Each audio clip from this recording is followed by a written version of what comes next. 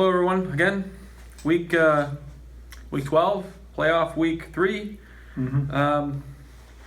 State semifinals for 8-man football. We have one game this week, just one. Tom, how did everybody do last week, and where are we in the standings? Everybody went 1-1 because everybody picked Colon to win, but we also all picked Constantine to win. And unfortunately, they lost last week. So you still hold a one-game lead, 79-18 overall, 78-19 for me, 77-20 for the Twitter folk. Okay. Potentially only 2 games left, so That's true. I'd have to pick opposite of you to have a chance to catch up in one of the next 2 games.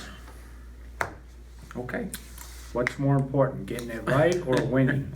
And we were at the Constantine at Hillsdale game. It might have been the coldest football game I've ever been a part of in my life. It was chilly. But, Constantine had a chance, just came up a little short. But they had a great season. Obviously nothing to hang their hats about or whatever. But And not losing too many people. yeah, they're going to be good again. Sean will get them all figured out and ready to go. As far as Colon Martin game last week, was close for a little while. Commend Martin for making the trip, and they had quite a few fans, which was nice to see. They fought, they gave it their best effort, but in the end, the second half was huge for Colon. I mean, what was it, 20 to 12 at halftime, or? You are correct. So close. It was nice to see Colon get pushed, but in the end, that got out of hand. So. You were real close on the score. I was. The final score is 56-12, and you guessed 55-14. I went low on Colon. Yeah. I only went 42. So we'll see what this week brings. You talked to Coach Hatton today. What? Give us a little bit of a scouting report here for Morrice. Well, they're going to be playing, the team that gave them their last loss last year in the semifinals, same round. Difference being, obviously, it's going to be here, so that's going to be nice. Maurice is got some good size. They like to line up with 3 linemen, 2 tight ends, and just go to the right, go to the left, go to the right, go to the left. So they don't, and maybe throw the ball out throw every it a ton, though, do they? Okay. According to Robbie, he mentioned last week that their big player, Jonathan Carpenter, he's played, receiver, he's played running back, he played quarterback a lot last week, and seems like he got the ball. I'm sure he's a little exaggerating, but he said he got the ball like 50 times last week. That's possible. When we were talking to him, they went up and watched the game on Friday night before they played Saturday. Yep. That's a long trip up to It is. Deckerville and then come back and then have a football game Saturday morning. A couple of Red Bulls and a big old cup of coffee and be ready to go. So, expect hopefully a lot of clock running because the clock will be running the ball a lot, not a lot of stoppages. Right. Other than for first downs, I guess. That's how that seems. Colon keeps getting first down. That stops the clock all the time, and they're ready to go as soon as they set. But anyhow, Colon will be looking to reverse their fortunes from last week against the Orioles, or last year, I should say. And Maurice took advantage of turnovers last week too. Deckerville made a few; they turned into scores. Yep. So that's going to be a key. Robbie said, with it being cold, got to hold on to the ball. That's right. Gonna be slippery. Gonna be slippery. So, what do you think, score-wise? Which way are you going?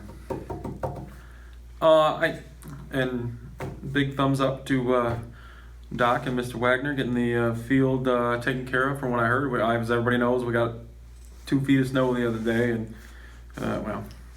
maybe Some places a little less than that. But they take pride in taking care of that field and everything.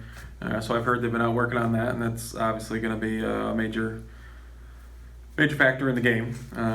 So supposed to stay dry. I mean, Colon's got speed. I mean, that's the thing. That's been their thing all year. Speed. So, if the field's in good condition and the sun's out and everything else, and they're able to use their entire body of work in the playbook, then I feel that they're going to be more prepared for this game. But Morrice is no joke. I mean, obviously both teams got here before last year. Mm-hmm. And Morrice won a tough one last week against Deckerville, so they're coming in feeling like, hey, we got something to prove here too. But this year's Colon team, at least to me, has something different there. And I know there are some people that say, oh, well, you should be playing 11-man because you got 35, 40 kids on the team, whatever. I mean, I get your argument, but at the same time, you can't blame kids for wanting to be part of success. I mean, but we a see lot that of those a lot are of JV places. kids too. That's true. That's the And whole so team. when the team picture gets taken with the regional championship trophy, it looks like, oh my God, look at this team. They should be playing Class C. But, when you put two teams together, and as I mentioned, you can't blame kids for wanting to be part of something that is cool. And they're good. They got players. So when you win, more kids want to play. that happens. And you see that in a lot of different sports. When you don't win, So, less kids want to play. I'm going to take Colon at home, 41-14. You like that 14, don't I do. A palindrome. The palindrome score. And one thing that Robbie also mentioned was the fact that one difference he sees from on this team versus last year's team. Mm-hmm. Last year was their first year in 8-man. They were just learning it. They learned it well, obviously, getting to the semifinals. True. But the difference was when they ran into Morris, that Morris was an experienced team. They've been playing 8-man. This is like their 6th or 7th season. I think it's 6. So, I mean, hey, that has all He the difference said in the world. on defense, the difference was Colon ran up the field to get to the guys. Right. This year they've learned you need to be spread out more. Side-to-side action is more important than going up the field. Yeah. Stopping people for 0, 1-yard gains versus trying to get -5 every time Right. is going to get you wins. So Mhm. I think that that experience from last year, learning what they have to do, how they've put it into things this year, I'm going with the Magi 35-21. Can see that. Can see that. So, if everything goes to fruition, if Colon wins, they'll be playing in the Superior Dome, affectionately known as the Uper Dome, the Uper Dome. in Marquette. In Northern Michigan University next week. If they do win this Saturday against, you call him Morris? Maurice? Morris, yeah. If Colon wins, we will be at the state Maurice, finals. I think is correct. We will make the around 8-hour trip north. And go from there. So hopefully they get there. It would be nice. That'd be cool. I don't think I've ever actually been there. I've been by it. I don't think I've ever been inside. I hear it's like a wonder of the world kind of thing. It's all made out of wood. And Yep. would make sense. Upper Peninsula, trees everywhere. I was talking to somebody actually when I was covering the Centerville Mendon game last week of the season, and he was talking about how he was there, and he says, when you first go in there, you'll probably spend the first 5 minutes just looking up. I'm okay with that. long as they're- Provided we don't walk in 5 minutes before the game starts. Yeah. Other than that, that'd be great. So yeah. Colon, our last football team. Mendon, our last volleyball team. If you're watching this Thursday before 6 o'clock, Mendon plays Battle Creek St. Phil in the Division 4 regional finals at Martin High School, 6 o'clock. That should be an excellent match. Mendon's number 1, St. Phil number 3. It's gonna be fun. Should be a good match. If you're watching this after that, I hope what I said is correct. And it was a good match. We'll see. Any parting shots this week, Tom? Well, like you said, we're wrapping up the fall sports here. Girls basketball in Michigan practices started this week for the teams who didn't have volleyball get to this week. That's true. Boys basketball starts next week for most of the teams, except probably if Colon wins, they won't be practicing boys basketball for That's a true. while. Coach Vincent will be pushing them back just a bit. Boys basketball starting to gear up in Indiana. The first games will be the Tuesday before Thanksgiving. Yep. Girls basketball, Lakeland's already played 4 games. Hard to believe.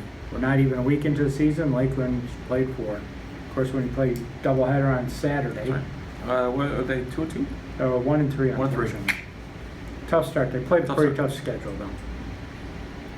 So Okay. doesn't end. Well, if you get a chance, you want to brave the cold, come out to Colon Saturday, 1 o'clock. Obviously, be there before 1 o'clock if you want to be able to see anything. Going to be quite a few people there. Yeah, it's 8-man football. It's not 11-man. The field's a little more narrow, but it's still football, and it's still a local team playing. So, good luck to them. Hopefully they do well, because I would like to go to the Uperdome. That sounds like fun. It's been a while since we've been to any place for a state final. And that is true. That's been, well, at least from football In perspective. football, yeah. Yeah. So we'll see. Constantine's luck. the last team. Yeah. To the Magi, and we'll see you guys next week. Hopefully, maybe. Right? Yep. And it will Facebook Live on Saturday. Saturday, following the game, probably, if my phone still has any battery. If it's not frozen. We'll see. See ya. See ya.